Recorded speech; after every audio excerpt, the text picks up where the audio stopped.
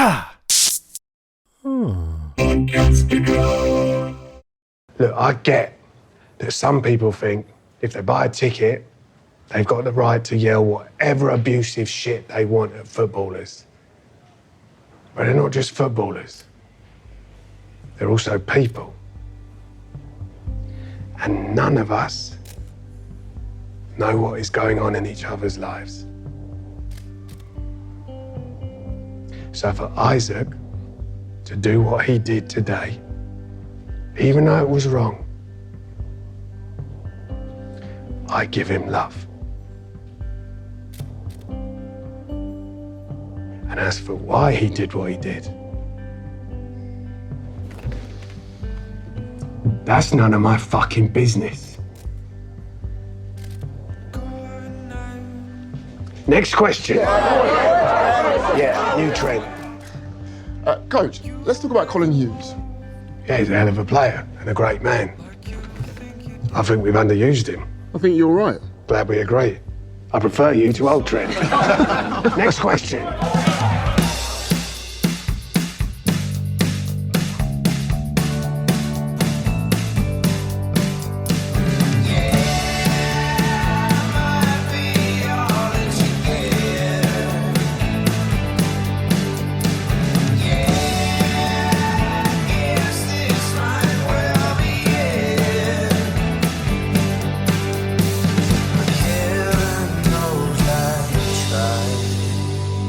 Welcome to another episode of the Revisited Podcast. I'm Ben.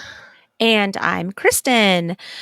This week we are revisiting Ted Lasso, Season 3, Episode 9, La Locker Room of Folles. I don't know how to say it. There was just like a linger at the end, like you didn't know if that was the end of the word. So sorry. Or... I'm not French. I can't do it. I'm sure I did all of that a serious injustice. I think a bigger thing is we're back from our break. Yay, we're back. We did it. A week later than we said we were going to, but you know, shit happens. Life happens. You knew we were coming back, but we're back to close out Ted Lasso. We've got 4 episodes left. We are back for 4 weeks straight to knock this out, and I'm going to be so sad when we finish the show. Yeah, you know what? And it's the same feelings that I had before, honestly, was that it was too quick. I don't feel ready for the story to end. I don't want it to end. I feel like we spent a lot of season 3 waiting for things to pick up. And we went through some unnecessary plot points, one of which is, thank God, dead this week. Oh, yeah. Yep. But I don't know. I mean, I don't want it to end. I feel like I know what's coming, and I feel like we still could benefit from some more episodes. I'm sure we'll talk about that the closer we get to the finale as well.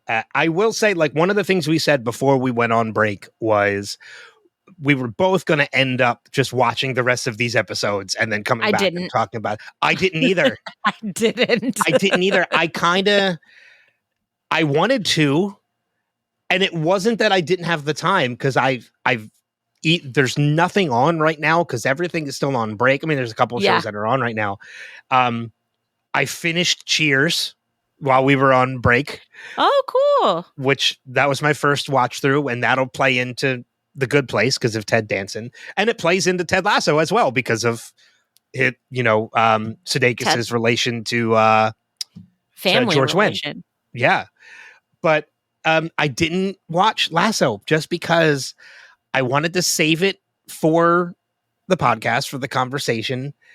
And I kind of didn't want to go through all the emotions of the story ending again. Mm-hmm. Because I knew if I went through it now, I was just going to have to do it again in a couple weeks. Mm-hmm.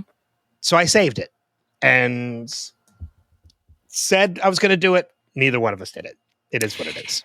Yeah, I mean, we didn't have time. So since we last spoke, I have been to Rhode Island, New Hampshire, Massachusetts, South Carolina, and then North Carolina. Pennsylvania, geez. So I've been a little busy. I'm offended by the G's because you came to Pennsylvania to see me. No, meaning like, geez, that's another state. Like that. It's more, you know. And my in-laws just came to visit for 2 weeks, and that was a good eye-opening visit about. Listen, I'm just going to say this right now. If you haven't done so yet, and you are Ben and I's age, mid 40s, start thinking about what you want when you get older. Start thinking about how you want to live. Start thinking about what options you might feel comfortable with, because I think it's important to know these things when you get older and you're more resistant to those options. If that makes any sense. No, it makes total sense, because I already start thinking about that. My mother and I have had, my mother and I are very close. Like she comes over here once a week and we just spend one night a week with each other. And actually, as a matter of fact, next week when she comes, we're going to see Deadpool, because I take my mom to see all the Marvel movies and she loves it. So like that's a tradition we're getting back to again now that Marvel's back in theaters. But like her and I have had discussions about like what to do if this happens, what to do if this happens to her, what to do if this happens to me. And I'm not just talking like end of life scenarios. Like I'm talking, as you get older, like living situations. Like it happens. So yeah, like I've already started having those conversations. It's important. I mean, and I'm at the age now where I'm watching my parents get older as well. And you forget that because we see them, as our parents, they're always going to be our parents. And it's such a weird reality when you look at them and you're like, oh my gosh, you're actually getting older. I should probably pay attention to this. Like I've had that thought with my own parents. I've had that thought with my in-laws, and it's an important reminder not to put off the inevitable. Mm-hmm. Don't put off the fact that we are all going to get older. We all need to have a plan. We all need to figure out, how do I live my best life as I'm older? And frankly, I don't want my kids taking care of me, right? I don't want to have that cycle where my kids eventually have to take care of me. So I'm going to make sure personally that doesn't happen to my kids, that they don't have to take care of me. I'm going to figure out a way that I am all set up without my kids having to bear that burden. Mm-hmm. No, it makes a lot of sense. It shouldn't be their burden, right? They're going to have their own kids, and they're going to have their own lives, and they're going to have their own life path and trajectory. And I think it's important that sometimes we just all stop, think about it, and move on. Yeah. I mean, I know like the big thing is like a lot of people say like live in the now, don't, live in the past. Well, it's like every once in a while you have to think about the future. Like you have to. It's inevitable. You have to do it. So I get it. I don't want to think about the future either. I don't want to think about the next 6 months at this point. But me neither. We have to. I mean, a lot has happened since we last spoke. A lot happened in one weekend. Yeah. The weekend I was working the show in New Jersey, which was great, by the way. You and I talked a little bit about that before we started recording, but I had a blast about that show. I'll talk a little bit about it more towards the end because it's going to relate into the Wilhelm podcast. So towards the end when we're plugging, I'll talk a little bit more about that. But in the course of that weekend, we had just lost Shelley Duvall a couple days before that weekend. Then during that weekend, we had an assassination attempt. We had the loss of Dr. Ruth, Richard Simmons, and Shannon Doherty in one weekend. A teenage icon for me. I know Richard Simmons was like that for me too. I know who you're talking about. It's a Shannon joke. Doherty. Let's just. Oh, make that was huge. clear. That was huge for us because we were all the moderators were sitting together when the news broke, and a number They're doing of them. reunion cons coming up. Well, a number of the moderators that were with me that weekend have moderated panels with Shannon Doherty. She apparently is a beautiful person, was a beautiful person once she, grew up and kind of got out of that 90210 fame toxicity that I think all teenage actors go through. Yeah. But then a couple days after that weekend, we lost Bob Newhart. You know, who was another Professor legendary. Proton. Yeah, another legendary actor. And then, so I freaked for a minute because a couple days because after you thought Jimmy Carter died? No. Because a couple days later, Variety posted a story about how Judd Apatow is doing a 2-part documentary for HBO on Mel Brooks. But all they did was post a big picture of Mel Brooks, and I saw that picture. I was like, if you fucking tell me Mel Brooks died, I'm going to freak out. And then I read the headline, and I'm like, Jesus, like, you need to, like, you should have put a picture of Judd and Mel up together. Like, why did you post this picture with all of this death that has been happening? You post that picture, you scared the shit out of me. Yeah. Because he's in his upper 90s. We know that day is coming. And it's like, it was like Jimmy Carter. There was a fake account. There was a fake article that went out that Jimmy Carter died. I didn't see that. I missed that weekend. But, between, all that, the assassination attempt, the RNC, and then Biden drops out. Now we have a new presidential candidate. Like American politics and then celebrity deaths. And it's just like the past month has been wild. Yeah. Wild. Like July has been wild. It's so the biggest thing that made me laugh is anybody who knows me knows that I'm a big fan of John Oliver. I love Last Week Tonight. I watch it every week. So last weekend, the weekend that Biden dropped out on Sunday, I'm not saying this to start a political, debate or anything, but it was brilliant because, and I think I still have the screenshot of it. I got to look. Maybe I don't. He filmed his show that weekend on Saturday. His show was irrelevant in less than an hour. And there was already so much that he had to talk about. So he filmed the show, and it was the first show back after like a month. So he had a lot to catch up on. And I want to see if I can find the actual quote because it's freaking brilliant. He posted.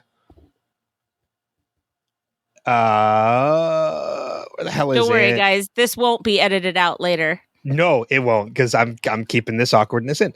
Sorry, Jill. Oh, does Jill say stuff whenever we do stuff? we spend a lot of time looking stuff up in dead air. I don't care. All right, here's the account. Here it is. He posted on social media, "Hey, let's switch our taping day to Saturday. No big news ever happens on Sunday afternoon." Quoted by some idiots. So he's going to obviously talk about it this weekend. Right. But they taped their show on Saturday, so they never even mentioned Biden dropping out. So funny. And you know what? It was probably still a really full show. It was. That's what I'm saying. Very full. That's what I'm saying, though, is that it's just everything is bananas right now. And I am very grateful for summer vacation where I can stay in my house and watch episodes of Big Bang Theory. I watched my comfort movie a couple nights ago. I watched Live from Baghdad, which is my favorite movie. And I've been like snacking and sloth-like for the past couple of weeks. I have been on where I probably could have done the same thing of being like very camped in and sloth, like you said, and kind of just like relax eating and everything. I have been on a personal mission that by November 1st, I will drop 20 pounds. Good for you. I have been back to the gym 3 days a week for the past like a week and a half now. I am eating nothing but like chicken and veggies. I have not ordered out one time since I started. I've not eaten out or anything. I haven't weighed myself either, but I'm purposely waiting to weigh myself. Don't weigh yourself. It's so mentally wrong to do that to yourself. Just if your clothes fit better and you feel better, that should be your barometer, you know? Yeah. But I don't hey, let's talk about Ted Lasso. Yeah. I don't want to weigh myself to find I only, like, after 2 weeks, I only dropped 2 pounds. Like, it's. And a pound a week is amazing, but Yeah, it's also not motivating. Exactly.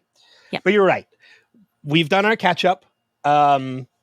Let's talk about Ted Lasso, because this is an episode that I'm not going to lie, because I haven't seen it in a while. I got emotional a number of times through this episode, and it was a varying emotion. Like, it was at one point, like, I was incredibly sad and got emotional, and then I was incredibly happy and got emotional. Because there is a lot that happens in this episode. How many times can Ben say episode in a number of sentences? But then you should kick it off. Go for it. So let's just start things off. Oh, so first things first, we're going to keep things as spoiler free as possible. I don't have anything for spoilers this week. Do you? No. So then we're just going to skip the spoiler section, because I don't have anything this week. So then, yeah, I don't even have to say we are still going to keep it as spoiler free as possible for those of you that are watching for the first time. But yeah, we see the team really clicking in the very beginning of this episode. We see them playful. We see them like making proper passes. This whole team is happy and clicking. They're having fun. This is a different Richmond than we have seen for the first half of this season. And we find out it's because of what we found out the past episode. They changed things up. They're going with a new play style. Total football. And it's working. We're seeing they're on a winning streak. The team is happy. The coach is happy. The fans are happy. Because there's even more of them in the crowd now watching training.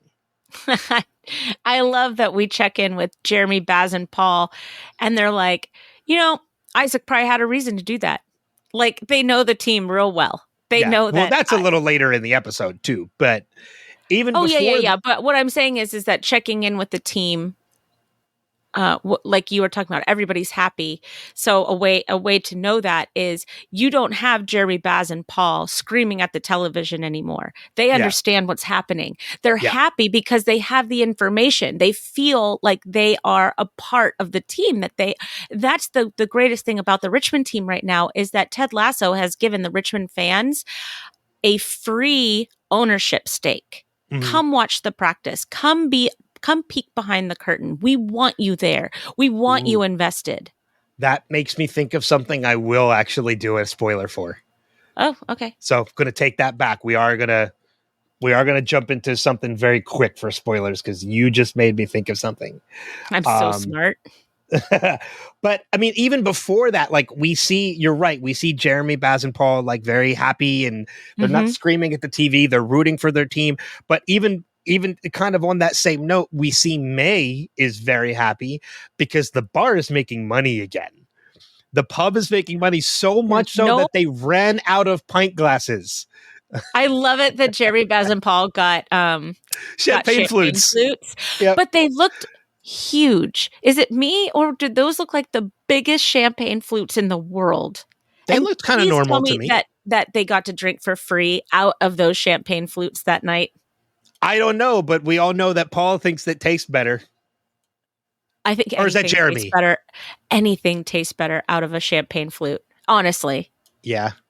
You just automatically feel like you're celebrating.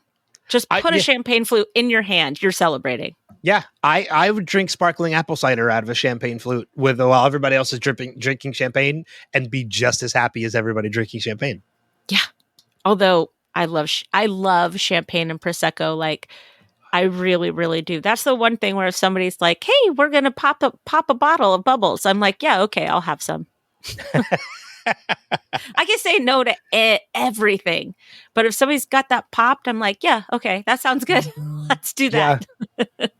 There was, I don't want to go off on another topic. I'll talk about it later. Yeah, I'll talk about it later. Anyways, but keep going. So we see, like, this team again is very happy, very clicked together. The coaches are happy because we see Roy is happy about it. Like, he's telling the team great job, to Beard fainting at the idea of, Roy telling the team great job. But there's still an underlying issue, and it's the tension between Colin and Isaac, because we're seeing that Colin is trying to talk to Isaac is kind of ignoring him, and that is basically the main point of this episode, is the tension between Colin and McAdoo, and the underlying reason behind it. Because throughout the entire episode, they do a really good job of making you believe that the reason behind this tension could be the fact that maybe Isaac is a little homophobic. They do a really good job of making you believe that, only to find out by the end that that's not the case at all. Well, yes and no. I don't think that they do a really good job of hiding it, only because if we've been paying attention, we should know that Isaac is not that personality if we've been paying attention, right? The casual viewer, I think, would definitely go the route of he's a homophobe. Or like what Sam said after Isaac left the locker room was, hey, let's be supportive because Isaac is gay, right? So it's easy to make the assumption that Isaac is angry because he's also gay and ashamed about it, or that he's a homophobe, or that he's just really mad at his best friend for not trusting their friendship, which can come out in all different ways. Yeah. Well, I think what really does it is there's a particular moment in the episode that kind of makes you second guess everything. And it's, yes, like what we know about Isaac makes us believe that he's not this person. He's just angry that Colin has been holding this secret and he didn't trust him enough. And I think we as viewers are kind of like, yes, that's the underlying reason. McAdoo is very upset. That's the Isaac we know. That's the Isaac we know. He's upset at Colin because Colin never admitted this to him. Like, their friendship, how could he never tell you this? But then there's a moment when they're in the huddle and everybody's hands are going in and their hands are on top of each other, and Isaac pulls back because he doesn't want to be touching Colin's hand. And it was a weird moment. It's in that moment that you kind of question, like, oh, wait, like, is there more to this? Like, is Isaac like a little homophobic? Like, but what I appreciate is the fact that they don't make you linger on that for very long, because that's the huddle right before they go to the game. They go out and they play the first half, and then it's when everything goes down right before the second half that you start to really realize like what it is. Right. So, what's happening. Yes. So I like the fact that they don't make you linger with that thought very long, but they do give you that thought, if even just for a short period of time. Yeah. Yeah, I agree. I don't know. I had a lot of trouble with this episode this week. I just didn't find it very engaging. I don't have nearly as many bullet points for this episode as I usually do. But like even the whole Isaac being mad about Colin being gay, or is he mad or is he not mad? The temper tantrum, Colin not being able to even get through to him or get a handshake from him, how it affected the game the way that it did. It was very extreme for somebody that's mad at his one friend. I can kind of see that. I think there's I don't know. I think this episode was very important only because they've been building to this whole thing with Colin's secret. Yeah. He's had Trent to kind of go to and confide in, but we've all, as viewers, we want to know that the team supports Colin in how he is. And we get that by the end of this. I never felt like the team would turn their back on Colin, especially the way that they are now, especially the way that they've been since that first night when they were all throwing their hexes into the trash can and singing Richmond Till We Die. I really feel like this is a different kind of team. And maybe it is about the fact that we need to trust the people that are closest to us. And maybe that's the lesson that we're learning is trust your people. Trust the people that you trust with everything else in your life. And maybe that is the point of the episode. Well, so in close relation to everything that is happening with Colin and McAdoo, with Colin and Isaac, there is another thing that comes out of this, and it is Roy being comfortable in who he is.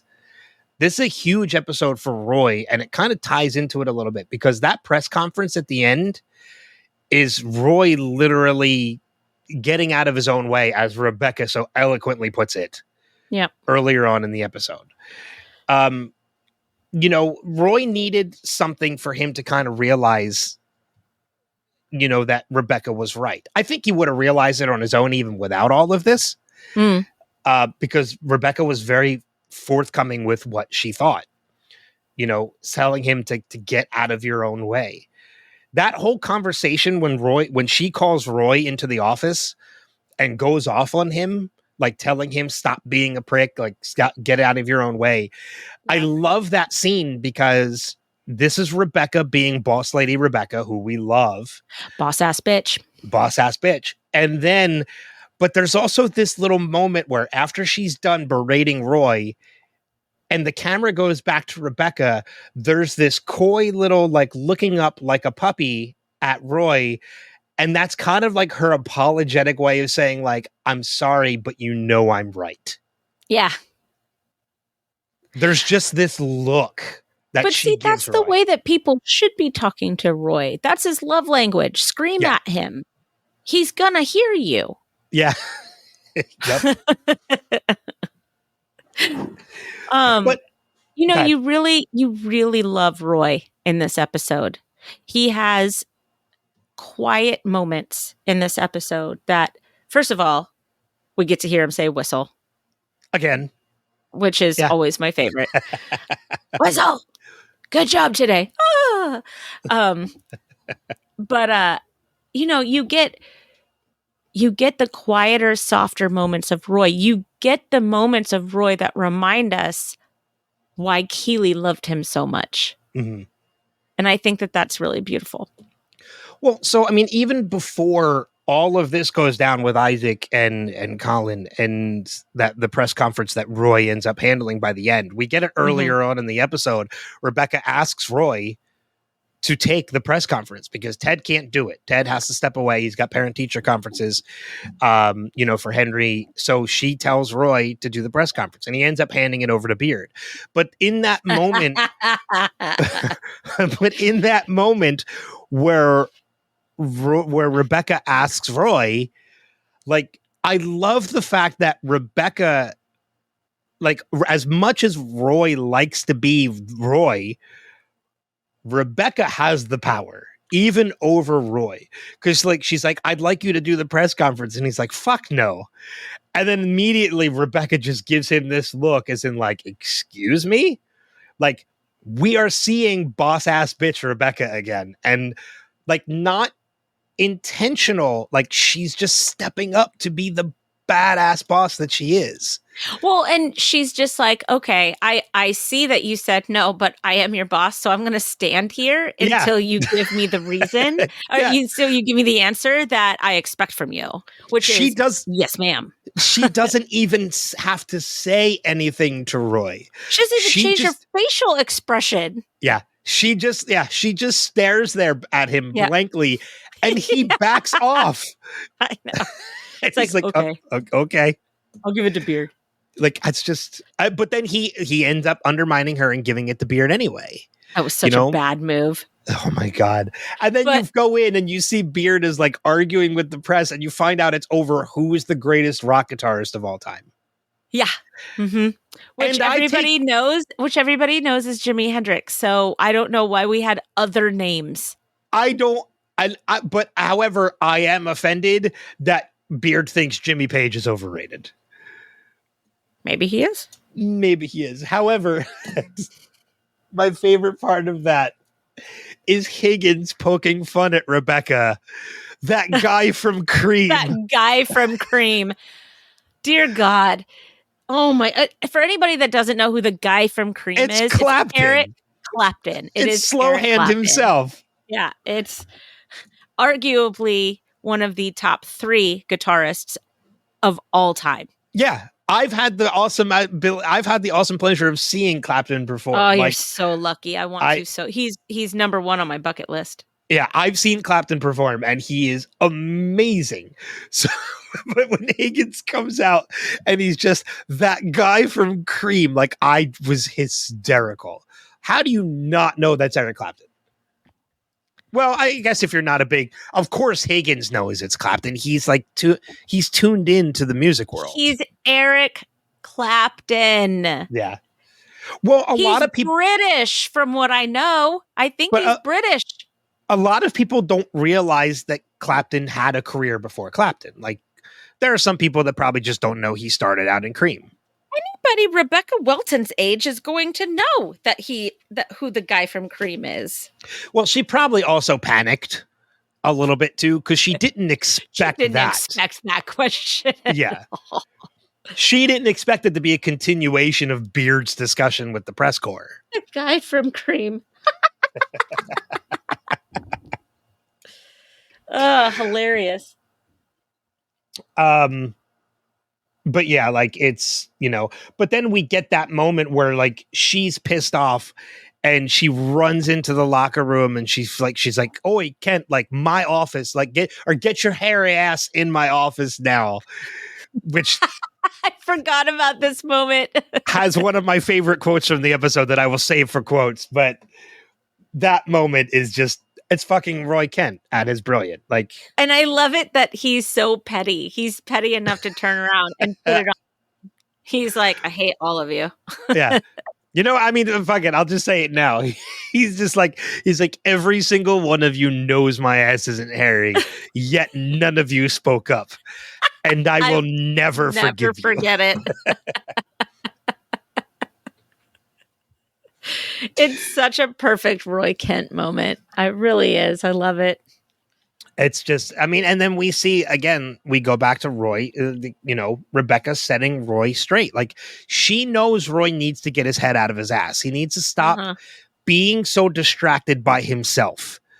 And we finally see him break out of that when he goes into that press conference. And I think a lot of that stems from the fact that whatever happens with McAdoo, he's kind of shaken because he's kind of shaken awake because he sees something happen that he can relate to. This is something he has been through himself. Mm-hmm. And he doesn't want to see somebody go through what he went through. Right. He realizes that he was so distracted by himself then. Now he can't be, and he wants to prevent somebody else from going down that same path. Especially if it's McAdoo. Yeah. McAdoo's his pick. Yeah. He was the one he picked as captain. And McAdoo, in his anger, made an excellent pick. Oh, absolutely. And that was probably my favorite part of the entire show, of this episode, was Jamie trying to get the captain banned from Sam. That little cheeky moment between Jamie and Sam when Jamie's kind of like, can I get the band? And Sam's like, "What, this band?" Like, they're not talking, but this is like the silent conversation between them. And it's like, "Yeah, that band." And Sam just like gives him the finger. He's like, "Nope, you can go fuck off." Amazing. Amazing. But that was like another one of my other favorite moments of that too is after the blow up of everything and and McAdoo storms off, and the locker room starts discussing like 10% statistically, 10% of the population is homosexual, and Van Damme's like, well, that means there could be other people, and or Beard's like, well, that means there could be more than one of us that are And that's gay. there's two in that room, and yes. But everybody looks at Jamie and he's like, I'm flattered. Yeah, I like it. He's like, oh, I'm flattered. That's actually very nice. Yeah, he kind of he appreciates the fact that everybody think I take care of myself enough to be considered gay. Thank you. Thank you. Exactly. He kind of takes it as like a point of pride. Yeah, he should. Yeah. But you're right. Like Beard hit it. Like statistically, that means there could be more than one person in the locker room who's gay. And like you said, you're right. Because Trent also is gay. And I don't think everybody knows that. No, I don't. Actually, I think Colin is the only one that knows. I mean, he lives as he's kind of like and I know you know this, but anybody that has seen the show Brooklyn Nine-Nine, he's kind of like Captain Holt. He's very out. He just doesn't talk about it. Yeah, right. Exactly. He has his rainbow mug. He has lots of hints. He won't deny it. But he's not going to sit there and be like, I'm gay. Hey, yeah, exactly. Yeah. He doesn't walk into a room and be like, hey, guess what? I'm gay. And just announce it. Like, he won't deny it if it's brought up, but he just doesn't publicly announce it. Right. And I don't think it's that he's ashamed. I think it's that, when he's at work, he's at work. There is another amazing Trent moment in this episode that I'm sure you probably picked up on. And because we've talked a little bit about this before. And it's the whole idea that Trent has found his story. And there's another moment very similar to that in this episode that kind of builds upon that. And it's after we come back to, like, everybody's thinking that McAdoo is the one that's gay, and Colin stands up. He's like, wait a minute. And then it breaks and it goes to Roy and Isaac having their conversation. And it comes back to Colin is out to the team. They're showing their support for him. Ted gives his whole "we don't not care" speech, which is fantastic. I loved that speech, and the fact that it was cheapened by are you comparing being gay to being a Denver Broncos fan? Like, Ted tried to connect what was happening with Colin in the only way he knew how. And probably for a lot of other people in that locker room who are not well-versed in gay issues, probably got some perspective from that story. I thought it was a great story. I did too. I thought that it was very relevant, and I thought that it was cheapened by the cheap joke at the end. Of relating being gay to being a Broncos fan. Yeah, I thought that was pretty dismissive of Colin when Ted was trying to make a connection and make Colin feel better. But also at the same time, Colin is the one that makes the joke. I don't care. I don't care. I think it was in poor taste. Okay. No, that's fair enough. I can see that. But going back to my Trent I'm comment so sorry. here. The team, they show their support for Colin. Everybody is there for Colin. The team walks out. They're getting ready to go back out on the field. I love Sam's huddle where he's trying to figure out what to say. And he's just like, I love you guys so very much. And Jamie just jumps on it. He's like, on 3. And they all do that as like their countdown before they go out, which is just... I just love you guys so much. Yeah. And that's what they do. But there's that moment with Trent and Colin right before they leave the room. And Trent says to Colin, like, on, scale of how bad it could be. And he's like, and Colin's like, second worst. He's like, second best being the whole team comes out at the same time. Everybody admits that they're gay, at the same time. And we get on the cover of Oprah's magazine. Yeah. And then Colin walks out and Trent stops and he kind of just looks back at the locker room and has this big smile on his face because Trent's realizing, yeah, this is the story. Yeah. I picked the right thing. Like, this is the story. I'm so proud of this story I'm telling. Well, I mean, and it's funny that you say that, because I thought about the first episode when Trent says, "I think there's a story here." Mm-hmm. And he got way more than he thought that he would ever get, I think. I don't think he knew about, because, it's kind of like that duck analogy, right? You see a duck that's very that's calm swimming in a above lake, the water. very calm above the Yep. water. And then when you look below the water, it's just frenzied motion, right? Yes. I think that Trent found his duck story, right? Yeah, it's just, you're right. It's Trent is getting more than he ever imagined he was going to get, and not in like an exploitive way. Like, there's just so much heart and compassion to this story, and he knows it. Like, he's seeing more and more of it. And that look where he just stops and turns around and looks at that locker room, it's not in a sense of like, oh, there's so much more to tell. It's more of, there is so much magic in this room that I can't wait for people to find out about. Yeah. It's excitement. It's Yeah. going to be a #1 best-selling book. Oh, 100%. And I almost wish the book was real. I do too. Because I would buy it and read it. Trent Crimm, The Independent. No, Trent Crimm, Independent. Do you have anything else on Trent? Or Isaac or Colin? So, I mean, there's definitely more about Colin and Isaac we can talk about, because but not a lot. But, we talked about McAdoo's frustration about everything. We talked about Jamie and Sam's interaction over the captain's ban and everyone looking at Jamie when they say somebody else in that locker room. But like, there's the thing that I mentioned at the top of that podcast about being emotional and getting emotional from this scene. And one of the first times I really started to get emotional, and it was a sad emotional, was that fan in the audience, in the crowd. We have seen that fan in past episodes. We know, because I mentioned him in a spoiler part a couple episodes ago, that fan is going to cause some issues. And he does. He says the F word, and it's not fuck, it's the other F word. And that's really what sets Isaac off. And what we're going to come to learn by the episode is that it's not the fact that he's being called that he finds insulting. It's being defensive of his best friend.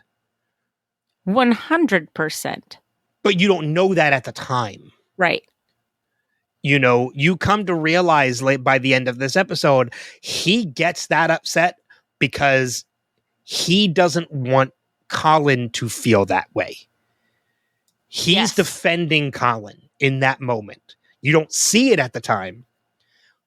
But I got sad emotional because of the fact that I hate the fact that there are people in this world like that. Yep. I despise that, because I have friends who are gay, as I know I'm sure you do too. And I am incredibly supportive of my friends who are gay or trans or anything as far as their sexual orientation goes. And I probably would have gotten just as upset as Colin or as Isaac in that situation. And I think a lot of it stems from the fact that, one, he's defending his best friend because he feels like somebody is calling his best friend a word he shouldn't be called that. But also, I think it's an overboiling of frustration because Colin's not reacting. Colin's used to it. He is. Yep. I mean, Colin has been in the locker room for years. That locker room has been a hotbed for all sorts of talk, where he has to pretend that he's someone that he's not. He's gotten very, very good at hiding who he is. Isaac doesn't know how to hide the fact that he has a peanut in his cheek. I mean, he just kind of lives his life out loud. Well, even in that conversation at the end with Colin and Isaac, when Isaac goes to the door and apologizes to Colin, and they kind of have that conversation. Isaac says to him, like, I don't know how you do it. And like, I think that's a huge realization for Isaac, is that, like, yes, he's upset that Colin never told him about it, but it's also a huge realization that, like, Colin is much stronger than Isaac ever took him for, because Isaac couldn't handle it. Right. Colin does it on a daily basis. Yeah, he does. He does. And you get that reminder of how much Colin has been hiding himself at the end when McAdoo's at his doorstep and you see that ridiculous car that Colin drives in the driveway, right? Yeah. That's not Colin. I'd be interested to see if by the end of this series, because I can't remember, if Colin's driving a different car. It'd be interesting, because that could be a big disguise. The car, in essence, is a disguise for Colin. That car is totally a disguise. He doesn't even know how to drive it. Yeah. But by the end of this episode, we see that Colin and Isaac are back to being Colin and Isaac. I love their conversation, too. Keep my head down in the shower and try to think about global warming. Global warming, that's what it was. I thought that was just so honest. And it was such an open and honest conversation for the two of them. Like, he got to ask all the questions he's ever wanted to ask about gay people. And Colin got to talk about his lifestyle with his best friend while playing video games. But my favorite part of that conversation too is Colin, like, it's how the episode ends, is Colin saying, like, I love you, boyo. And McAdoo says nothing back. And Colin, like, he knows, like, what Isaac is thinking. And he's like, you can't say it back, can you? But Isaac says, like, I do, though. Like, it's such a great macho moment. Man. Yeah, such a macho man. I love it. They're such polar opposites. And usually polar opposites are what attract the most. I mean, my husband and I are very, very different. Jill, my best friend, she is an extrovert while I am a reclusive introvert. So, it works. Oh, I'm a hell of an introvert until I have to be on stage, and then I become like a performance extrovert. And it's weird, because I actually had that conversation with some people recently, like you are an incredible introvert. I don't know how you do, like, panel moderating and everything. And I'm like, it's different. Like, that's a performance brain. You're an introverted extrovert. Yeah. Oh, 100%. 1000%. I can do that too. I get very drained by it. So it usually takes, at least a day to recover from a lot of energy being on. I'm the kind of person that it takes a lot to get me to leave the house to go to a party that I'm invited to. But once you're there, it's once awesome. I'm there, I'm there, I'm fine. I'm talking to everybody. Way. Yep. Totally the same. Yep. There's a but part I don't of me want to that's leave. Somebody should come and get me. If you really want me there, just come and get me. Yep. There's a part of me that's like, I don't need to go to this party. It's fine. Nobody will care if I'm not there. And then once I'm there, I'm like talking to everybody. I also don't want to be there as long as everybody wants to be somewhere. So I leave without telling anybody I'm going to leave.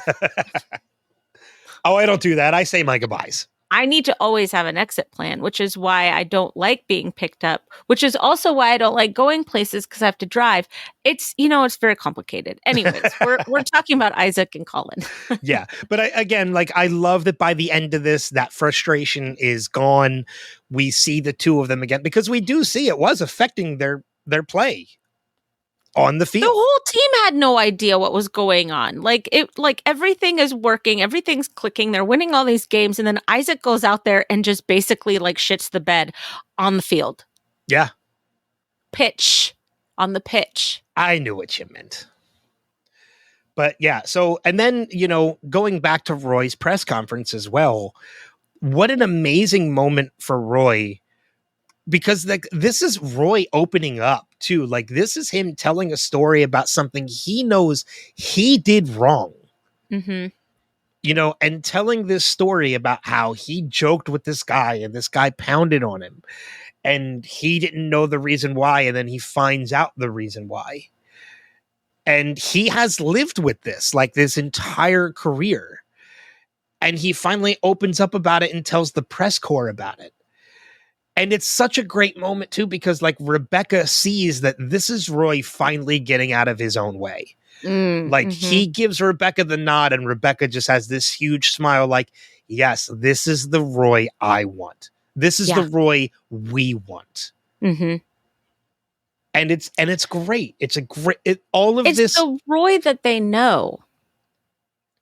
It's the Roy. It's the Roy that they've always known was there. I mean, Rebecca has seen flashes of Roy. Keely obviously has, but I mean, when you think about Rebecca got that amazing speech from Roy a couple seasons ago when he's like, no, don't you dare settle for fine. She knows how much care is behind his Oscar the Grouch exterior. I love that you use the Oscar the Grouch exterior. Well, he was on the Muppet, or he was on Sesame Street. Yeah, and took pictures with Oscar the Grouch. Of course he did. In a trash can. Oscar the Grouch. They both have the same unibrow. Yeah. Oddly enough, a couple months back, I went and I saw his stand-up. Our friend Greg, who's hopefully going to be on one of the last couple episodes we have of Ted Lasso, just recently got to go and see that show because it came to his town. Yeah. And he sent me a message like, hey, did he do this joke when we did it? And like, yeah, he did that joke. I was like, I take it you enjoyed the show. He's like, oh, it was fucking amazing. Yeah. So I'm so glad other people got to see that one man show. And he just added more dates too. Good. So if anybody's looking, he had to cancel or postpone a couple of dates because for one reason or another. Yeah. But he's back on tour. He just added a bunch more dates. Like he actually added one to Maryland. So I might make the trip and go see him again. In Baltimore? And I don't think it's Baltimore. Okay. If it is, take Kevlar. I've been to Baltimore before. It is scary. I know how it is. Have you seen The Wire? It's not. So Baltimore Inner Harbor is nice. Anything outside of Inner Harbor is The Wire. Yeah, no thanks. I don't even want to pretend that I know how to navigate that.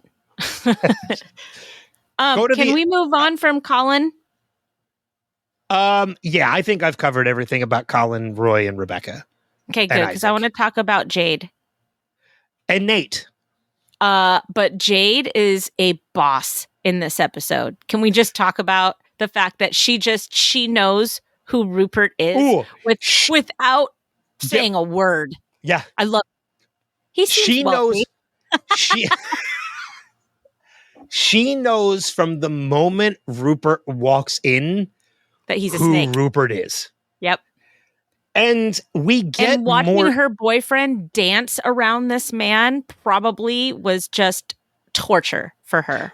We get huge indications about the person that Rupert is in this episode. He is so disgusting. He is swarmy and trying to charm Jade because Rupert is a person we know this already. We know this. It's been underlying for a while, but now we get it flat out on the surface.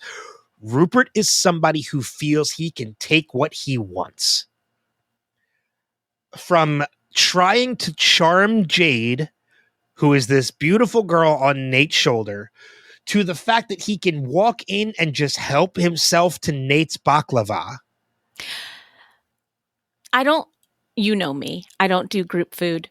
I don't like group food. I don't like it when people's yucky hands, even my kids, are in my stuff. Okay. Like if you know me, don't go for my stuff unless I give you permission. Okay. And don't drink from my drink. Don't do it. Okay. Those are the rules for being Kristin's friend. So when I saw Rupert being like, I love baklava, and he sticks his stupid meaty hands right into the box and grabs one of the best looking pieces, by the way, and just pops it in his mouth. Nate was going to offer it to him anyways, but he didn't even wait. Because that's Nate. Because Nate is just so He's like a golden retriever. He just wants to please his master, like at all times. And then he feels real bad for himself if he doesn't please his master, just like a golden retriever. Well, Jade, as you mentioned, like as boss as Jade is in this episode, that kind of becomes a huge realization for Nate. Is you're right. He's like the retriever, what he wants to please his master, but Jade has been the best, and I don't think there's any arguing this. Jade is the best thing that has ever happened to Nate. And will ever happen to Nate. And Nate realizes it by the end of this episode. Yeah, when he goes to, it's Bones and Honey, right? That's the name Bones of the and place? Honey, yeah. Yeah. When he goes to Bones and Honey, gosh, he was so excited about that guy's trip. And I knew what was coming. And this is my first rewatch, through season 3, like we've talked about. And I look at Nate differently in this episode because I can see how excited he is that he gets one-on-one time with who he wants to be his mentor since Ted is gone. And, he's even so proud to say it to the person that invites him in for a pint, which is also very cool. It proves how much Nate has changed because somebody came into his office and offered a social event with him. I mean, the very beginning of this season, he doesn't talk to anybody. Nobody looks at him. He thinks everybody's beneath him. And now he's got coworkers that are coming in, inviting him for a pint. That's huge. That's huge nonverbal growth that I think was very shrewd with the writers to just kind of slip that in to show that, yes, Nate is changing, right? But he was so excited to tell this guy about guys' night with Rupert, Oh, I'm going out with Rupert. It's kind of a guy's night. He's so excited that he doesn't understand that if he's meeting him at Bones and Honey, what happened the last time you were at Bones and Honey, Nate? What happened? You got introduced to a ridiculous woman while Rupert was with a ridiculous woman that wasn't his wife. Well, I think what did you think was going to happen? Well, I think taking that even a step further, too, is the last time they were at Bones and Honey and he was there with Rupert and Rupert introduced him to that model, that supermodel, and they entered into some kind of public relationship afterwards. Mm-hmm. Like, the difference this time is that before this, Nate proudly introduces him to Jade, to his girlfriend, who try to measure the smile on his face when he's saying those words. Ear to ear. He is like, this is something that means so much to him. He's incredibly happy about, and it's completely ignored and undermined by Rupert because he says it to Rupert. Rupert sees it. And then what does Rupert do? He completely disregards it and introduces him to another woman at the bar. And it's in that moment that Nate realizes this man has no regard for anything I told him. He doesn't care. Well,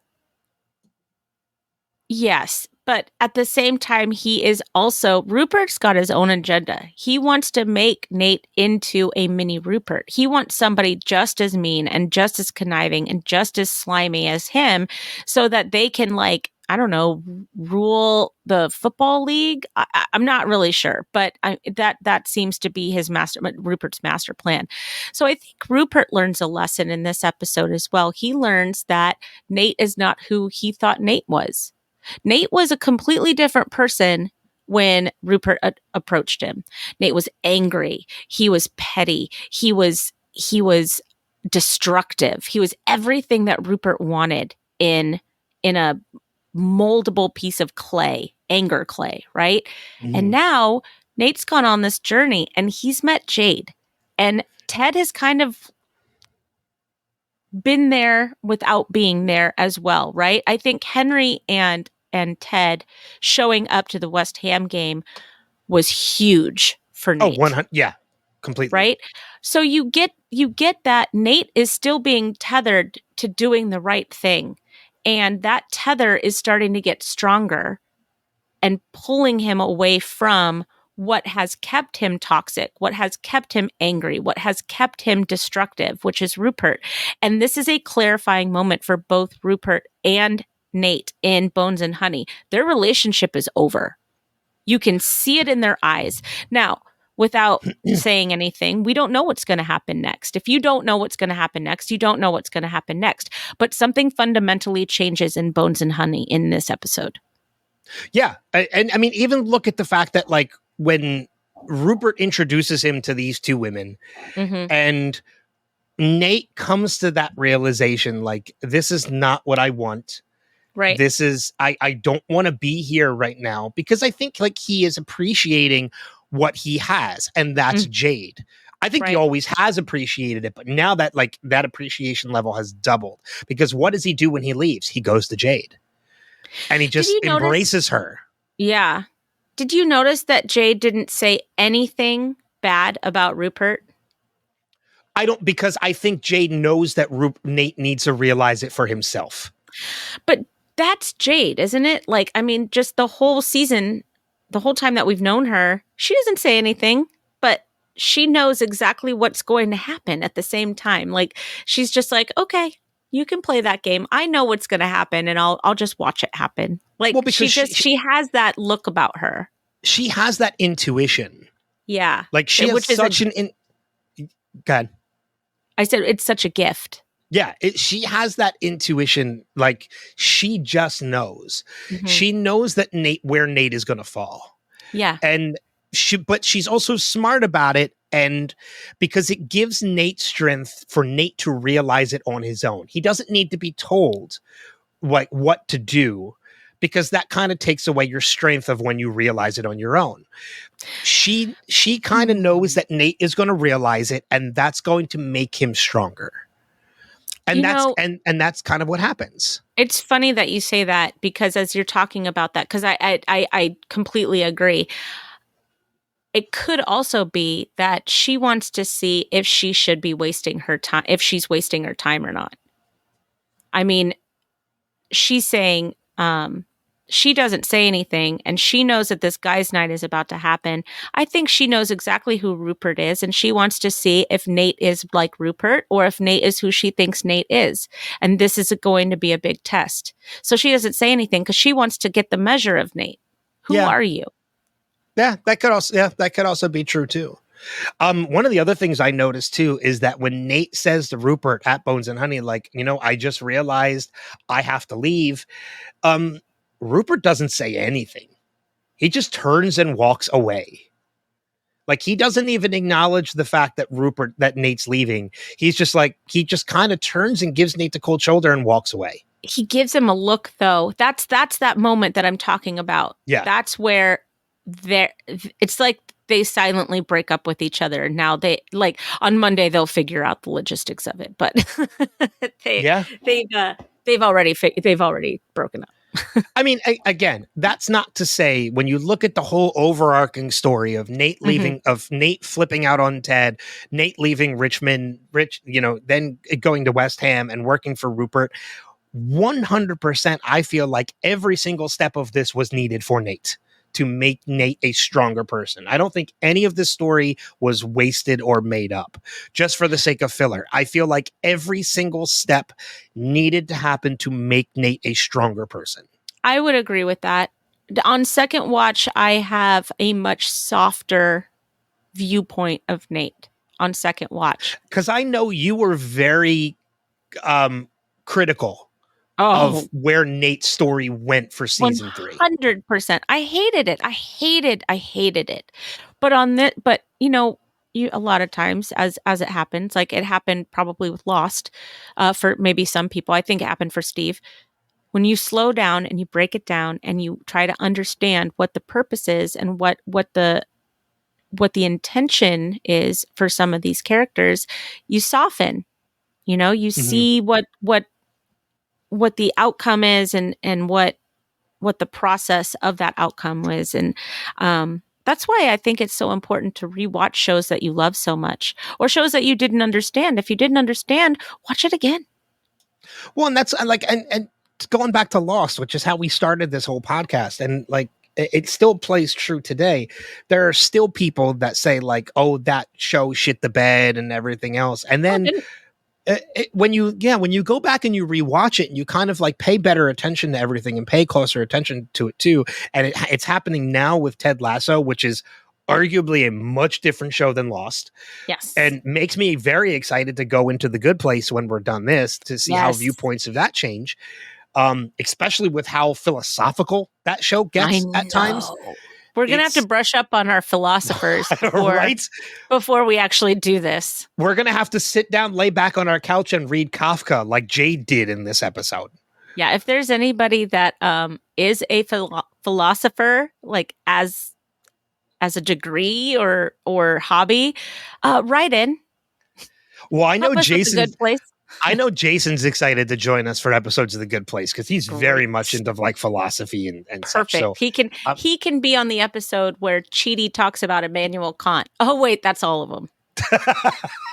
But anyway, like getting back to it, like you're right, like you hit the nail on the head. Like going back and rewatching, because anytime we watch a show for the first time, it's always a very surface viewpoint. Mm-hmm. It's not until you go back and it's why podcasters, anytime they podcast on a show, whether it be Star Wars or Walking Dead or anything, they watch the episode multiple times. Yes. Because you need that second watch to get under the surface of what is happening. I know some people that on their second watch, they watch it with subtitles to make sure that they have all the words right. To make sure they didn't miss any of the dialogue. Right. We did that with Peaky Blinders. Because it was just, impossible to decipher most of the time. But, gosh, Peaky Blinders would be a good one to do. They're making a movie of that, right? I do. Yeah, I do. They've been saying that for years. We'll see when it happens. No. There was like news that came out of Comic-Con this past weekend that. Okay. It's progressing forward. Okay. This has been a real long process. Every single time they say we have news, I'm like, sure. Just, give me a trailer. Show me that you filmed something. Okay. So going back to what we were talking about, I will wrap this conversation up in saying that I am glad that your opinion of the Nate storyline for season 3 has changed. Yeah. And for the better. Has it changed for you? I was always very appreciative of Nate's redemption arc the first time around. But even now I have a better understanding of it so before watching Nate's redemption of, joining West Ham and being like kind of traitorish to Ted. And I was angry at Nate because of that. And like, I appreciated the redemption arc that happens by the end of the series. But now I kind of have a better understanding as to why it happened. Okay. Which makes me appreciate it more. And you kind of mentioned it earlier. It's Jade. Jade is a huge part of this. Yes. And I'm realizing now upon this second watch how much of a huge part of this she was. Yeah. Because I think upon first watch, she was just nothing more than a girlfriend. But she did it without saying a word. Well, it makes me appreciate Jade more as a character. Oh, 100%. And I guess what I mean by that is like, of course, they have their wonderful, beautiful relationship, but she's not trying to change Nate. She's not sitting there saying like, you need to do this or you need to do that. She's watching him make these decisions and supporting him where she feels she should support him. And that's not done either. That's going to come into play because there's next episode. Yeah. Next episode is a huge episode for Nate. Yeah, I'm excited. International break. It's a huge episode for Danny too. It's a huge episode for Rebecca. Like there's a lot that happens in international break. I love this next episode coming up. There's a lot that happens in this next episode. Which is good because this isn't my favorite episode of the season. No, sure. That's totally fine. I think I've pretty much touched on everything that I have. Yeah, I don't think that episode. The only thing that we didn't talk about was the fact that Jack ghosted Keely. Okay, it's over. The end. Now we talked about it. I think we kind of knew that the relationship was over. Argentina is worse for having Jack in it. Oh, play it. Play it one more time. I didn't have it prepared, but Jack just sucks. Yes. It's to get the final nail in the coffin is kind of a comfort, for Keely to say like, well, I guess now she is officially my ex. It's like, well, good. Good. 'Cause Nobody you're better wanted her off. to be your girlfriend anyways. Yeah. You would have done better with Barbara. And I love that. I love that Keely was like, well, now that she is officially my ex, feel free to say whatever it is you were holding back on what you didn't like about Jack. And Higgins jumps in like, her grip was too firm. Like he had it ready to go. He's like, I didn't like my first impression of her, because that's what it was. A handshake. Nice to meet you. That's your first impression. I didn't like her from the get-go. That's basically what he said. First impressions are huge. They're huge. They're so important. And they should also be taken with a grain of salt. That too, because it's a paradox. It really is. It's a double-edged sword. Because you could leave a great first impression and be a total dick, Rupert, every other time. Or you could have a horrible first impression but be a really great person. Jade. Yeah. It's just, you're right. It's a double-edged sword. Yep. So nothing else about this episode? You and I were great from the get-go. Let's just get Linda that out of the way. Okay. The minute I met Ben, I knew we were going to be friends. Even before the car ride, I was like, I like this guy. How are we going to be friends? You trusted a complete stranger, some guy you had just met that night, to give you a 45-minute long car ride back to the house you were staying at. Yes. Well, Jason vouching for you was a big deal. That's also big. Yeah. Because my husband also was like, you did what? Yeah. But now you're like, your husband and I are really good friends, and like you and I are great friends. Yeah, you guys have your own relationship now. I mean, him and I have our own text chain. Right. I'm sure you do. So, it's fine. Like it was just really funny at the beginning days of that, Yeah. Yeah, sure. I'll take a ride. It's an hour. Cool. Linda click-clocking. Let me tell my husband, who is in Africa right now. Oh, that's right. He was deployed. That's right. He was super gone. I forgot about that. All right. So then, cool. So then, with that being said, let's wrap up the main discussion and let's talk a little bit about spoilers, which shouldn't take too long. So if you want to skip the spoilers, just check the show notes to find out when to come back in.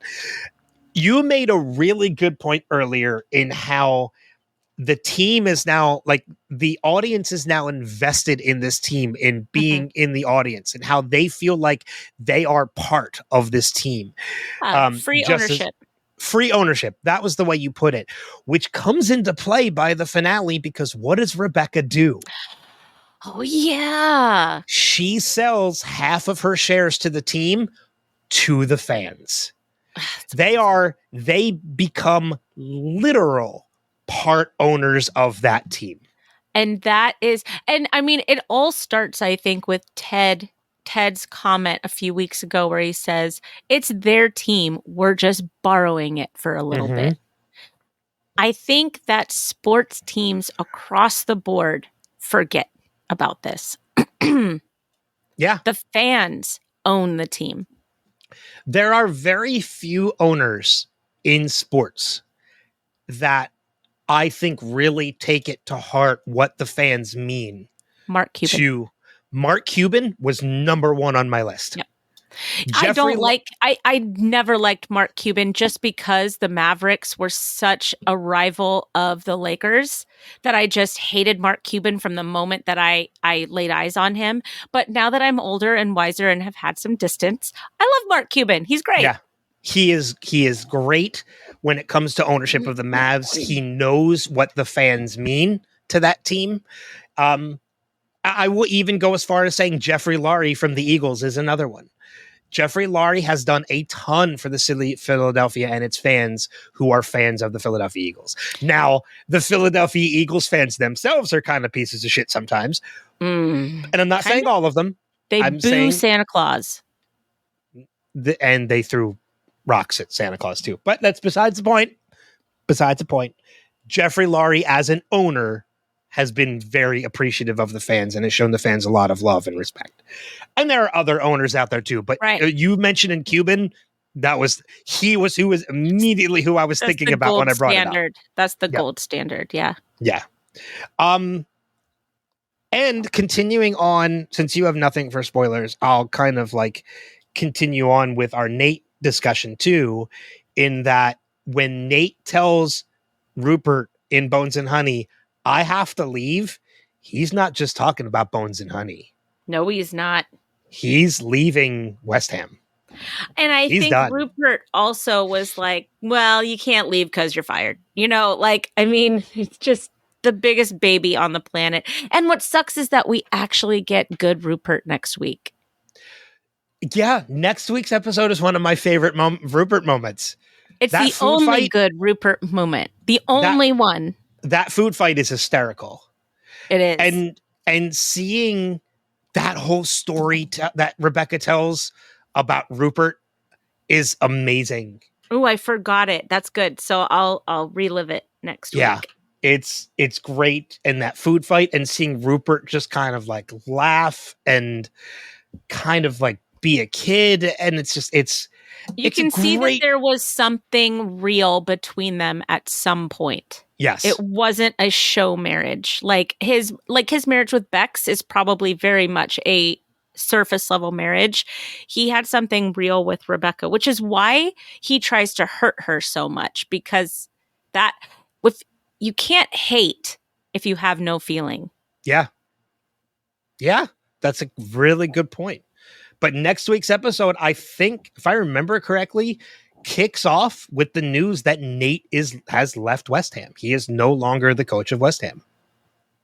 Yeah. So this is he's about to be a busboy. Taste of Athens. But I think it's so cute. Of all places to go to work, it's to work with his girlfriend. I know. He's so wholesome. But there's some huge key moments of him and his dad next episode too. Moments that have needed to happen. Mm-hmm. Yeah. When do we find out? We're still in spoilers, right? When do we find out that Jamie's dad is in rehab? I don't think that happens until the finale. No, really? No. I think it happens at the end of Mom City. Okay. I can't. Oh my gosh. I don't. Because I'm just wondering. No, I don't think it's until the episode. I don't think it's until the finale. Okay. Because I was just going to say, if it was next episode, then that would be a really nice like dad theme that we're coming into, you know, since we're going into a mom theme for 11. It's because I think what happens, I think it's in the finale when you see that moment where his two friends are in the audience and they say, oh, his dad would have been proud. And that kind of leads you to believe that his dad passed. Oh, yeah. Mm-hmm. That's right. And then you see, I think like a scene or two later, he's in rehab. And he's watching. And then it's at the very end when they're doing the whole montage at the very end of the finale, you see Jamie and his father talking. So I think it's in the finale that you find that you discover. Okay, that's good. That's all I have for spoilers. I don't have anything. All right. So then with that said, we are back to talk about some of our favorite quotes. I only have maybe 2 or 3, and one of them I kind of talked about already. And that was that every single one of you knows my ass isn't hairy. I love that quote so much. Because he's so hurt by it. He's just like, none of you guys, none of you. Yeah, it's great. He's right. We're cowards. And then who do they say? Now, if she was talking about Richard's butt. Richard. Yeah. Oh, yeah. I haven't seen 22 dudes have this good a time on grass since I saw the Grateful Dead jamming with the Black Crows and Fish. I bet that was a tight show. Oh, it was a mess. But they had fun. Yeah, anytime that my favorite band is mentioned in a show, I get very excited. So the only other quote I have is the song that Ted makes up to Rebecca and Keely.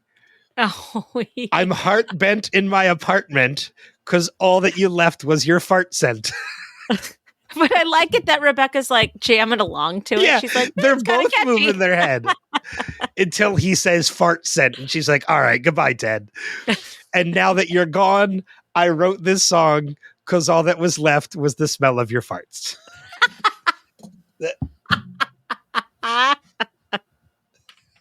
That's what Ted's singing as he's leaving the room.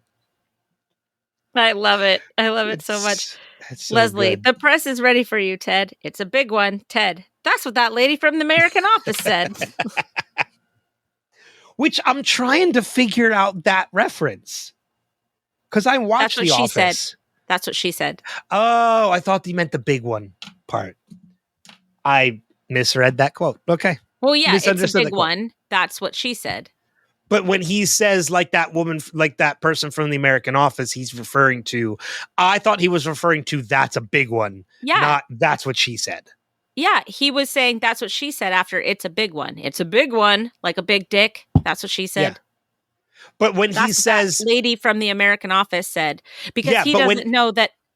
He doesn't know that. but when he says that, he's referring to the that's what she said. When he says that, yes, but that, you know what? We're too far into this. No, because I was saying like the reason why that quote was funny, but I kind of missed it, was because when he says, as that woman from the American Office said, I thought he was referencing the that's a big one. And I'm like, I don't remember anyone in the American Office saying that's a big one. Well, That's why I missed it. Okay. He was referring to that's what she said. Anyway.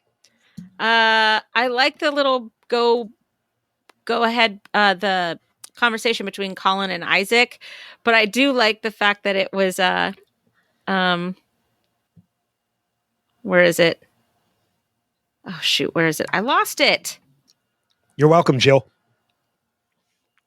Yeah, sorry. Is top or bottom sex positions or sleeping arrangements, sexual positions, unless bunk beds are involved, then it's both. Would you ever shag a woman? No, I'm gay. I know, but if you had to. 1967 Raquel Welch, my man. Who's the fittest guy on the team? I won't tell you, and you'd never guess. Bumbercatch. Yes. And then I think we already did the showers one. And which Colin is is so hilarious. surprised that he figured out it was Bumbercatch. If I had to shower with a bunch of girls all the time, I'd defo get boners.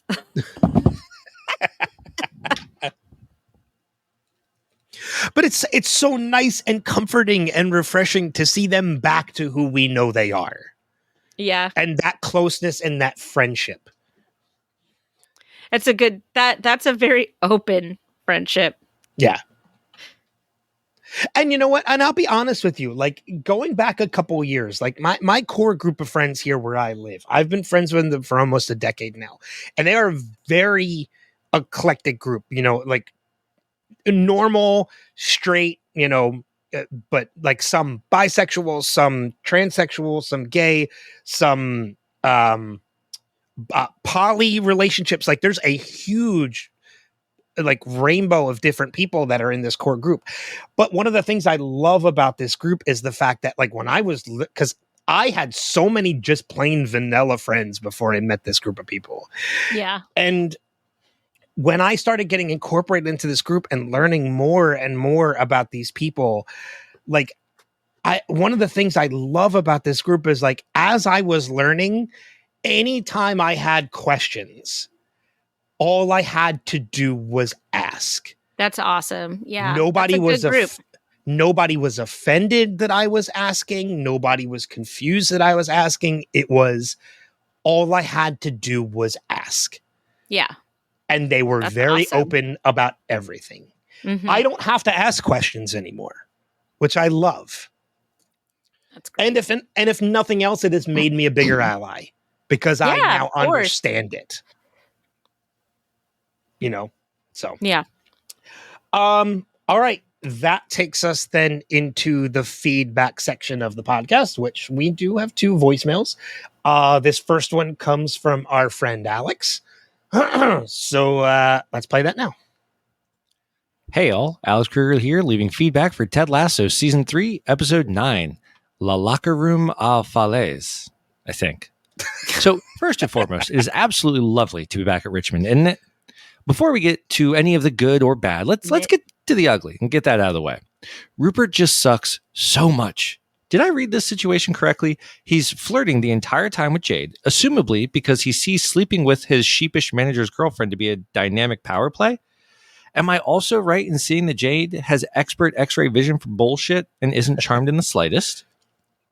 I like how a lot of this episode was about moving a story forward without Ted, to the extent that one of this week's subplots was literally having folks other than Ted doing press conferences, as if to say, hey, if we want to do a fourth season, we absolutely could. More on that in a moment. The other major plot line of Colin and McAdoo and the asshole fan and the almost malice in the palace moment was handled so beautifully. I recall upon first watch always figuring McAdoo wasn't homophobic and that there was more of a you didn't tell me piece of it going on. And I think the episode stuck the landing. But I really liked focusing on coming out and hiding your true self as a secret that was Colin's to share, not a secret that was Isaac's to learn. When it comes to this, if someone doesn't share it with you, they aren't being deceitful. They're scared. And the McAdoos of the world will never be able to feel what Colin has felt for all these years. The acting from McAdoo in the locker room and the kit room is just sublime. So much so that I should probably learn the actor's name. Now, I will now make my case for Ted Lasso Season 4. I need to see more of Rebecca and Roy being equals and helping each other, whether it's Rebecca's grow up speech this week or Roy's don't you dare settle for fine speech from Season 2.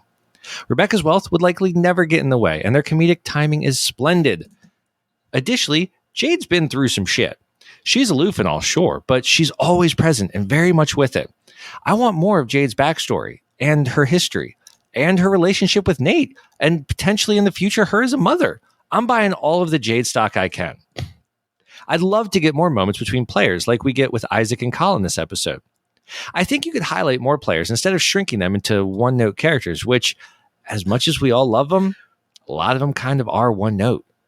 Lastly, my pitch for Season 4 is this. Don't screw it up like they did with Scrubs.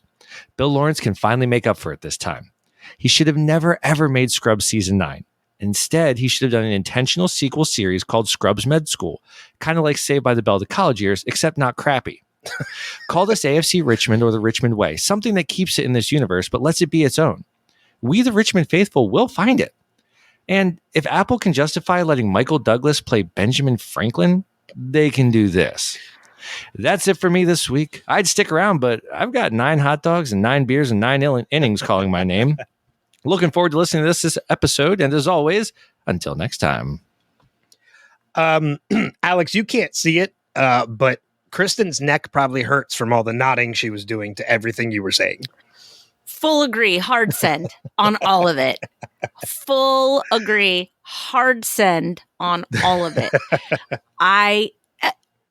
Including, what did he say at the very end? Which part? Before 9 innings and 9 hot dogs and 9 the Scrubs season? No. I don't watch Scrubs. Wanting more Jade? Jade for sure. I want all kinds of more Jade. I do think that we need a 4th season or a spinoff. 100%. I'm at a point now where I think we're fine. But I don't want to talk too much about that because we're kind of diving into spoiler territory. Oh no, that whole voicemail should be prefaced with "Don't listen to it." It's a little late for that now. Well, you could go back and re-record that, but I think it's important. I had a lot of spoilers in there. Not really. Oh. Not really. But I want to say one thing that we didn't mention. It's a really important thing that Colin says to Isaac when Isaac is at his door. And he says to Isaac, I was 99% sure that you would be supportive, but that 1% scared the shit out of me. And that goes to show you how important that is. Yes. Or like how scary that really is. That 1% can be very scary. Yeah. Yeah. I'm sorry, it just came back to me. Him saying Michael Douglas playing Ben Franklin. Ben Franklin. Yeah. Okay, that was the dumbest casting I've ever seen. I didn't even watch. I love Benjamin Franklin. I have wanted a righteous series or movie on Ben Franklin so bad. And you give us Michael Douglas as You Ben and I Franklin? said that because we watched the trailer for that together. It was ridiculous. I won't watch it. What a dumb casting.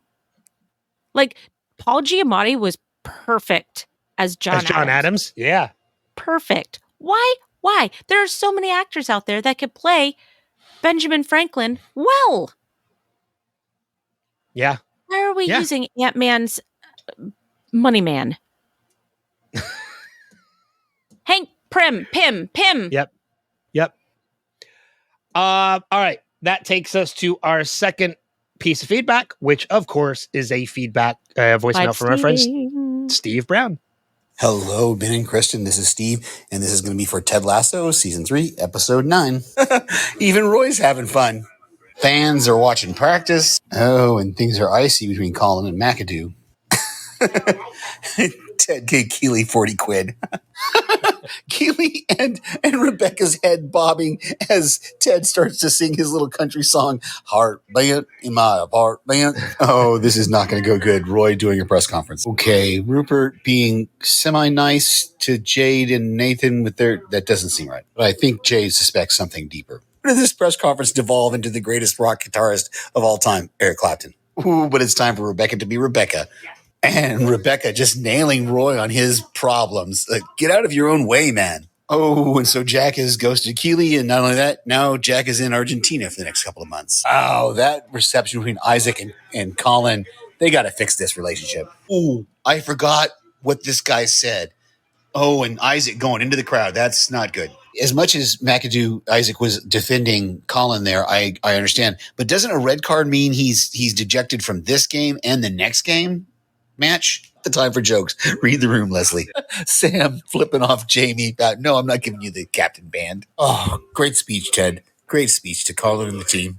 Oh, so he came out to the team, but what about Isaac? Oh, and Nathan missed out on his chance to go out with the rest of the coaches and the team to go with Rupert. Oh, Nathan, you have a decision to make. What do you decide? Go with Rupert and the two ladies or your girlfriend? And he makes the right choice, and he leaves. You never talk about a streak ever in sports. Ooh, Roy giving the press conference and doing well. Wow. Oh, this is a great scene between Isaac and Colin. Wow. Oh, and the team knows, and that's all that matters. But he can't say he loves him, but he does. Oh, all right. Welcome back, Revisited. Here we go. The run to the rest of the season, the series. Thanks, Steve. That was wonderful. Thank you. I looked it up because I was curious as well. Red cards with some suspensions as minimal as one game, but more severe ones can result in a ban of 3 matches. So it's all dependent on how severe the infraction is. So I think this one was just for 1 game. Well, yeah, especially when the fan got thrown out of the game. Yeah. Yeah. So I think this was just for the remainder of the match.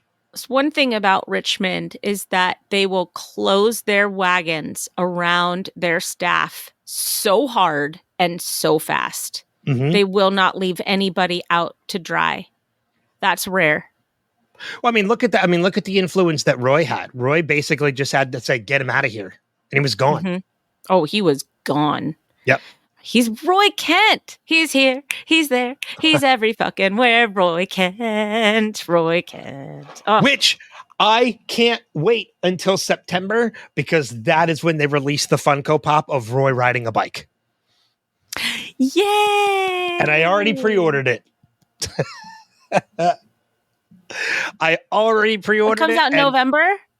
No, I think September is when they release. Because November is our birthday month. I know. No, I already pre-ordered it, and if I can find Scorpios, right? Yep. Of course. And if I can find a way to do it, I'm gonna put it on a pedestal that just plays. Let's go for the fucking women! when you press the button and then it has to shake back and forth. Or if you could just push a button and it just falls to the side. If I can find a way to do it, I'm going to do it. It needs to be a double Funko though, because it's not right unless Jamie is jumping in the background with his arms up. I think I think I've mentioned this on the podcast, but if I haven't, oh no, I mentioned it to you when you were here with your kids. I have that Funko Pop set that is 6 different pieces, but when you put it all together, it forms like the mosaic, because I have all the Avengers eating shawarma from the end of Avengers. I would love to see something like that for Ted Lasso. I just don't know what it would be. Maybe the Richmond locker room, where it's the players sitting around the bench. Idea of what it would be, but it's not for this conversation. Gotcha. Okay. Yeah. Oh, nope. I think I know what it is. About. Yep. That would, oh man. That would be awesome, right? I would buy it in a heartbeat. Everybody would. Yeah. All right. So thank you again, as always, for the feedback. If you want to leave feedback for this episode or any other episode in the future, easiest way to do that, just go to our website, revisitedpod.com. There you'll find links on where to find everything. Listen, subscribe, leave feedback, or you can always just email us directly, feedback at revisitedpod.com. 3 episodes left, so you still have a little bit of time to get that feedback in for remainder of the episodes. Recommendations before we get out. I know you have one. I have 2. If I can have 2. Yeah. We're making up some time. Okay. The first one I have, Ben and I were talking about it earlier. So Ben and I are in our mid-40s. We both grew up with Eminem. He is, a part of our identity just as much as he is a part of anybody that is our age, which is identity. He just came out with a new album, The Death of Slim Shady, and I got into my car. I had a pretty long drive ahead of me. I was all by myself, and I just pressed play. And I listened to it from beginning to end. And I can tell you this is his best album he's ever made. It is in true Eminem form. He goes after everybody, including himself. And he takes you on this emotional roller coaster in the back half of the album that I was in my car sobbing for, I think, 2 straight songs. So, I highly recommend it. And if you do listen to it, please listen to it in one sitting from beginning to end. Most of us have heard the Houdini song. It's a great song, but it's a fantastic album. And I highly recommend it. I will reflect. Rolling Stone gave it 2 stars. Is that good or bad? Rolling Stone just proves that they are out of touch. Oh, so bad. Oh, yeah, because they're out of 5. Yeah. I will actually throw out another album out there too, making a musical recommendation myself. Sure. Because it's another new album that released in the time we were out, and I haven't listened to the whole thing yet, but what I've heard, I've enjoyed. I know you're not a huge fan of this person, but Childish Gambino just finally released his final album. Bando I read Stone an interview on it. Yeah, Bando Stone in the New World. And there's a movie coming out too that's kind of in relation to it. But the tracks I've heard, I've loved. I love Donald Glover. I love Childish Gambino. So I'm going to say the same thing, just the same as your Eminem recommendation. Yeah. I'm going to recommend checking out Bando Stone in the New World because I just like Childish Gambino. And I'm happy that he finally dropped a new album. And it's going to be the last. Because he's retired. Okay. Yeah, he's retiring the Childish Gambino moniker. Well, he also said he has 3 kids and, he's can't give all of himself to being a father while trying to also make music and trying to do other things and stuff like that. Well, because I think he wants to get back into acting again too. Well, he's a better actor. I know your opinion on Childish Gambino. I just don't think that it's as, cutting edge as everybody thinks it is, but that's just me. I just love I am in the minority and I know that. I just love the relation of pop culture references in hip hop, which he is great at. especially his first couple albums. He was real. He kind of got away from it and leaned more into becoming like a legitimate hip hop rapper towards like the later albums. And Bando Stone is another one that's kind of like that. But his earlier albums, like it's nothing but like pop culture. Like it's if a nerd knew how to rap. Which I love it because like Star Wars references and like I love his earlier albums too. What's your other recommendation? My other recommendation is to I can't believe I'm saying this, is to check out House of the Dragon. Season 2 is nowhere near as good as season 1 in my opinion, but they're laying some pretty solid episodes. I had the chance to guest on House of the Dragon a couple weeks ago, so I had to binge 5 episodes in 24 hours. It was a lot of Targaryen, but sure. But you know what? Being in the story for that long, I watched the most recent episode this past week, and I didn't find it nearly as engaging as when I binged the whole thing. So I would say even maybe wait until the end of the season and binge it, because that's what I'm doing.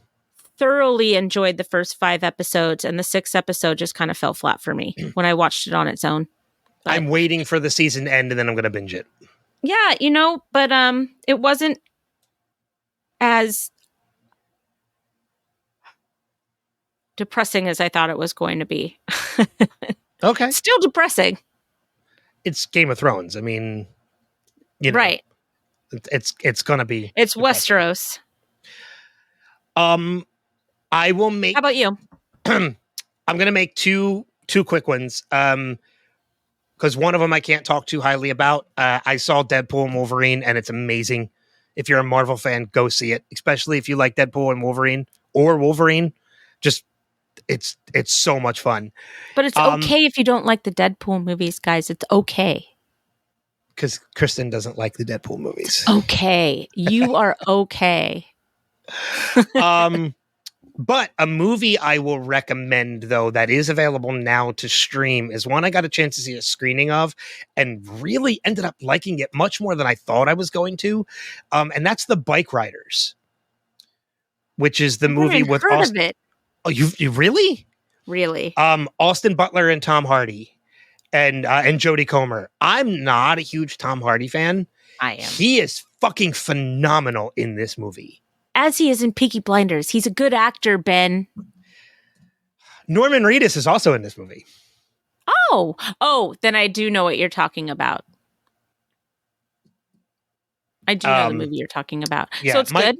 Michael Shannon. Yeah, I was really blown away by how good. Are they characters or is it like... It's based on a true story. Okay, so they are playing characters. It's not like Norman Reedus's Ride where he's just going to ride around and... Yes, it's not like that. The names have changed. But the funny thing is too that like I told my mom about the movie. My mom's boyfriend is a biker.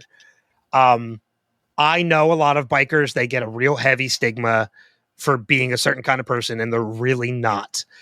But because my mom's boyfriend is a biker and my mom knows a lot of bikers, she knows a lot about previous culture for bikers, like the good gangs, the bad gangs, things like that. And it's so funny because when they watched the movie, she pointed out specifically Norman Reedus' character. And she's like, I'm pretty sure I know who that character is referencing. Oh, okay. So, but because my mom and her boyfriend are bikers, they watched it and they really enjoyed it as well. So it does a great job of kind of nailing that. And that's in theaters. That culture. No, it's out for streaming now. Oh, okay. Yeah, it's available to stream now. Yeah, that's my other recommendation. Nice.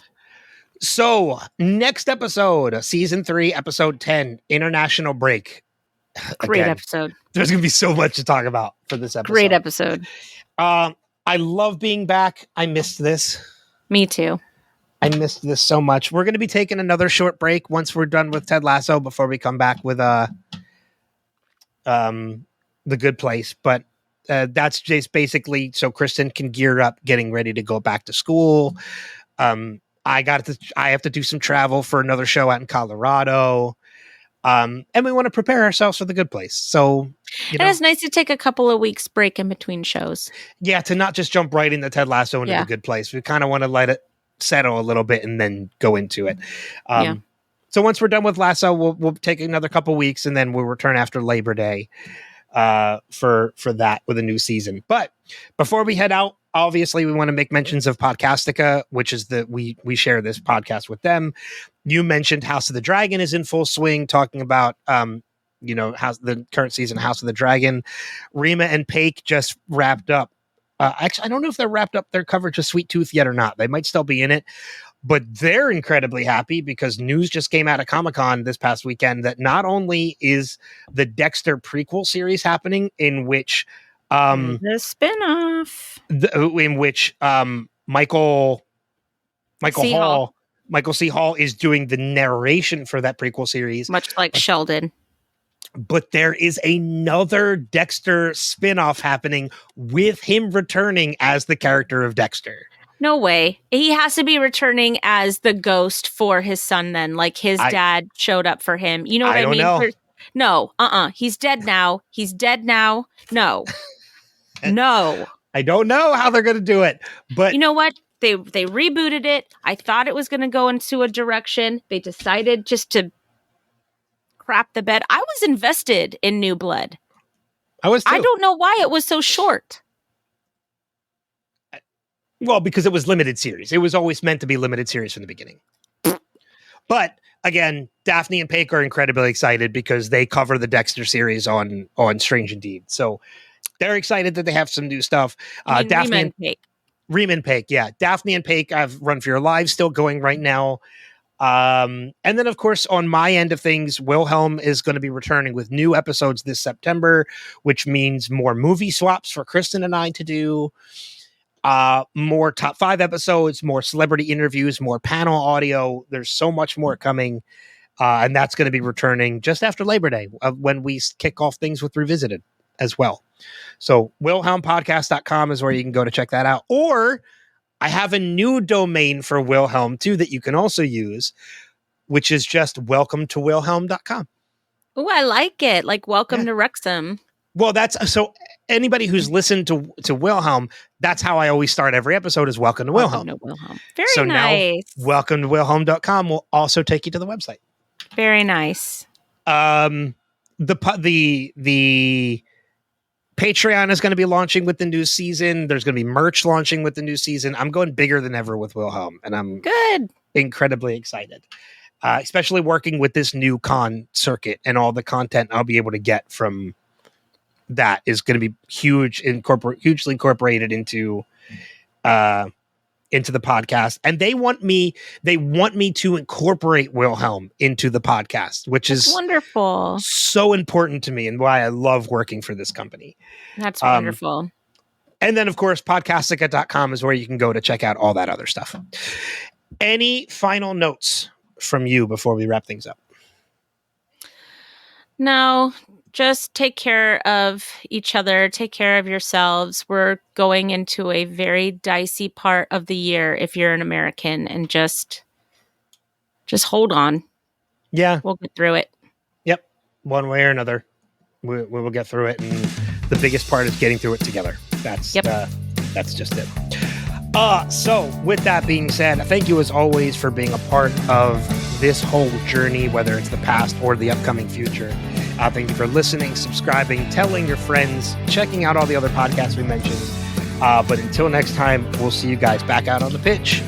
Take care. Namaste, baby.